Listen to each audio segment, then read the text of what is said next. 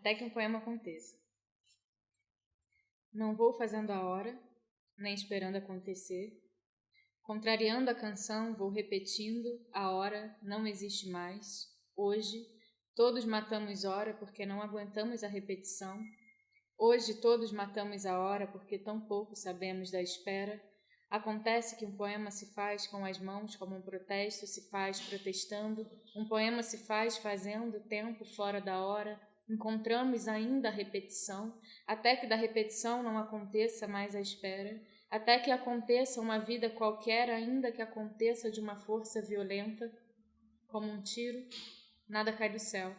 Como o Facebook pode ser o lugar onde muitos poemas nascem ainda. Esperamos muito pelo poeta para nascer ainda. Esperamos para viver, esperamos ainda para morrer. Como numa guerra, espera-se por cartas, espera-se por bombas que deem fim. A espera na vida, espera-se por Deus, a espera é infinita. E a dor é maior e mais real, porque finita. Quando dizem que a espera é feminina, desde o início o homem conquista e a mulher espera. O voto conquistado há pouquíssimo tempo na história, a unidade mínima de tempo é século. Hoje todos são Penélope, mas os homens ainda, o homem encontra o feminino na espera, como numa guerra, o homem encontra o feminino. Você troca de lugar comigo a partir do século XX, mas quem demorou a votar fomos nós. Nunca antes na história se falou tanto em repetição. Na poesia, hoje a poeta fala da técnica do cinema, no fazer do poema, a repetição e o corte, aqui, nós, atados na linguagem, tentando fazer um poema ainda. Depois de tanto tempo, esperamos o Bertolucci ser preso ainda, mas isso não vai acontecer.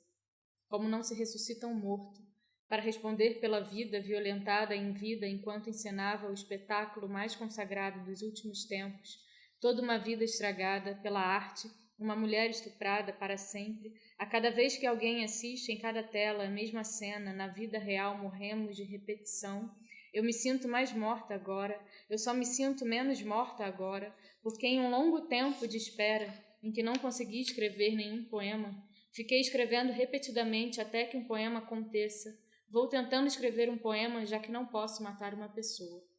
Vou tentando escrever um poema para ser salva pelo tiro que não posso disparar, até que saiu esse poema, histericamente, sinto dor por todos os lados, o corpo todo cortado, historicamente, boiando nas ondas do mar, da eterna repetição da espera, a violência de um tiro não disparado, na vida real, no corpo, a repetição do tiro disparado, no final do filme, a morte do homem, pai e amante, a tragédia às vezes não realiza a vida, continua trágica, até que o tiro não disparado atinge repetidamente nossos corpos, como o meu se debatendo convulsivamente agora enquanto escrevo este poema, em movimentos repetidos, só para enganar a ilusão de que um dia não haverá mais a espera. O primeiro poema que eu escrevi, porque assim, tem um momento em que eu me levei a sério, né? Tem esse momento que eu escrevi, eu passei a me levar a sério, mas o momento em que eu escrevia e não me levava a sério, assim, e eu só escrevia sem pensar que isso podia ser alguma coisa que eu pudesse mostrar para as pessoas, sabe? E aí eu acho que esse começo, assim, né, que vem de um tempo, eu sempre lembro que, não sei, talvez eu tinha 8 anos quando eu escrevi um primeiro poema, e foi para essa coisa de escola, sabe? Um exercício de escola. E aí eu gostei, sabe? Eu fiz esse negócio e gostei, assim. E a partir daí eu comecei a escrever poema. Mas escrevia poema para minha mãe, escrevia um poema para minha avó, escrevia poema para minha tia, escrevia poema para minhas cachorras, sabe? E eu tenho uma tia, né, que se chama Rose Araújo, que eu tenho muito orgulho dela, porque ela sempre teve uma ligação muito forte com a arte, e eu acho que a minha ligação com a arte veio muito dela também. E aí nessa época em que eu era criança, eu acho que eu passei também a escrever poema para mostrar para ela, sabe? Então, sempre quando a gente se encontrava, ela perguntava assim, e aí, tem escrito? E aí, os poemas? E a poesia? E aí eu já ficava assim, eu quero escrever para mostrar para ela, sabe? E os poemas eram assim, né? para minhas cachorras, para ela, para minha mãe. Então, tipo, era isso que era sempre uma dedicatória, sabe? O poema era uma dedicatória, sabe? Era pro outro mesmo. Assim, acho que eu comecei escrevendo um poema que era sempre pro outro, né? Para alguém, assim, próximo a mim. Para alguém ou pros bichos.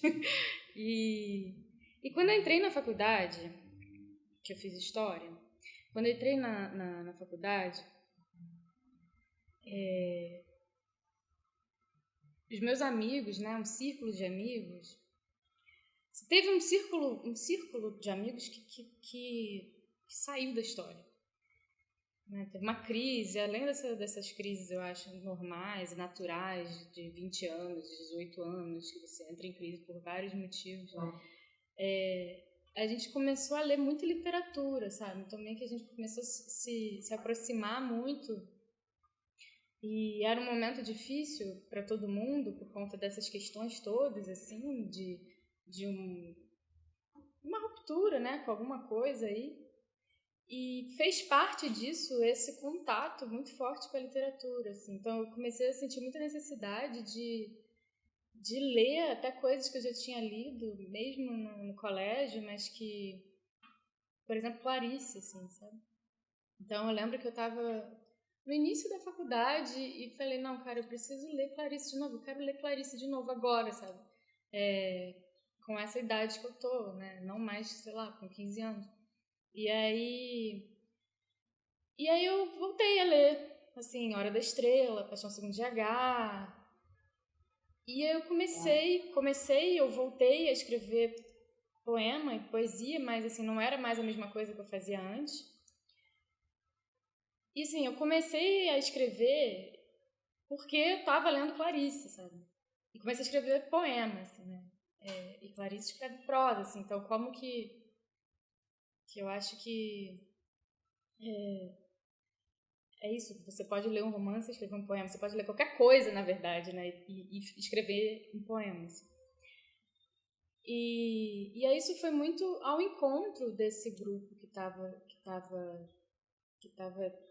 lendo muito junto, assim, e literatura e poesia. E aí essa foi a época que eu comecei a me levar um pouco mais a sério, porque a gente compartilhava as coisas, sabe? Eu não tô falando assim, eu comecei a me levar a sério porque eu precisava do reconhecimento do outro, assim, como se eu não pudesse falar eu sou poeta. Não é nesse sentido, assim. Como se o outro falasse você é poeta e não eu. Mas é mais no sentido de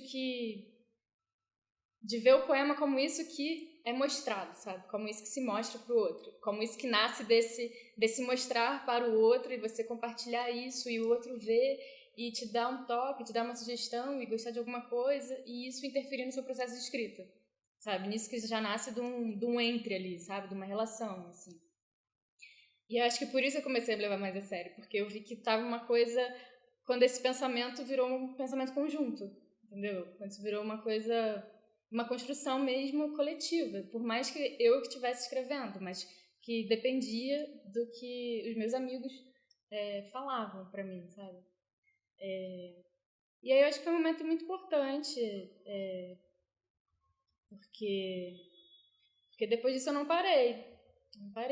E aí saí da história, fui para letras, e esses meus outros amigos saíram da história, foram para filosofia, foi para história da arte, e a literatura continuou, e a poesia especificamente continuou, assim, e continuou também fazendo parte da amizade, da nossa amizade, sabe? Então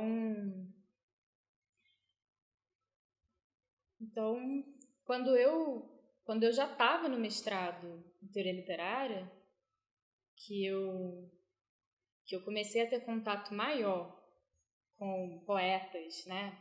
Com essas pessoas que escreviam poesia e que eu comecei a conhecer pessoas da minha idade que escreviam poemas e que estavam publicando. E aí você conhece esse círculo que é pequeno, mas que é imenso, né? De pessoas que estão escrevendo. E aí essa troca foi enorme. E aí me deu uma coragem, mas ao mesmo tempo uma sensação de que você tá junto de muita gente, sabe? Então é fácil, é quase como se fosse fácil ter essa coragem, porque você tá junto de muita gente que tá fazendo isso. E aí foi quando eu decidi reunir alguns poemas, né? E quando surgiu o Megamini, né? Que foi essa primeira concretização, assim, né? De uma coletar esses poemas, assim, e fazer disso um livrinho, assim.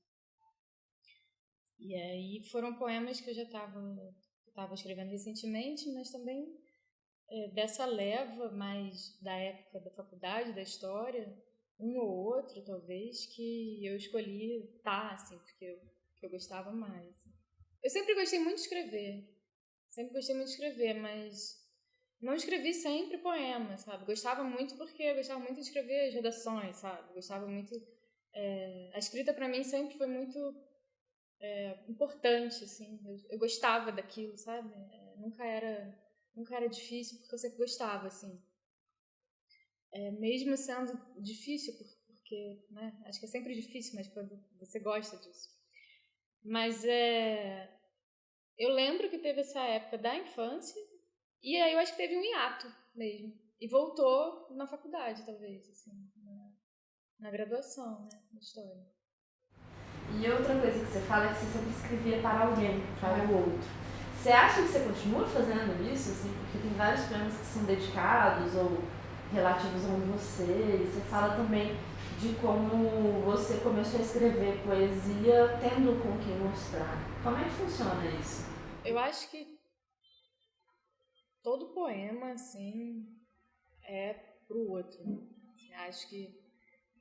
Acho que poema é isso que é pro outro, assim, explicitamente ou não, entende? Assim,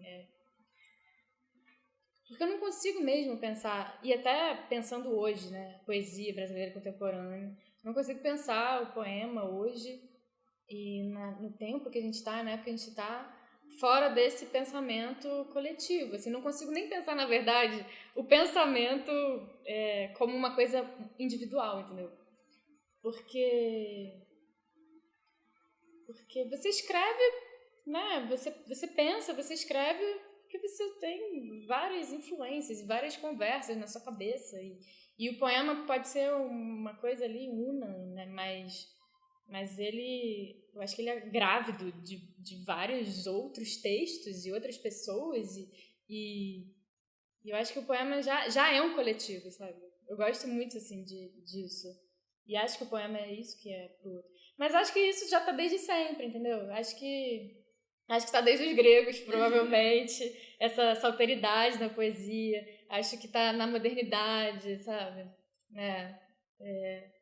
Rimbaud, eu é um outro, sabe? Eu acho que, entendeu? Não é que seja isso não é que seja de agora, do momento, da poesia brasileira contemporânea, mas acho que é bom, né? Acho para mim enfatizar essa visão do poema como eu vejo um poema, por mais que seja para mim desde sempre, assim. Acho que o poema é isso que já tá sempre num compromisso com uma alteridade mesmo, assim.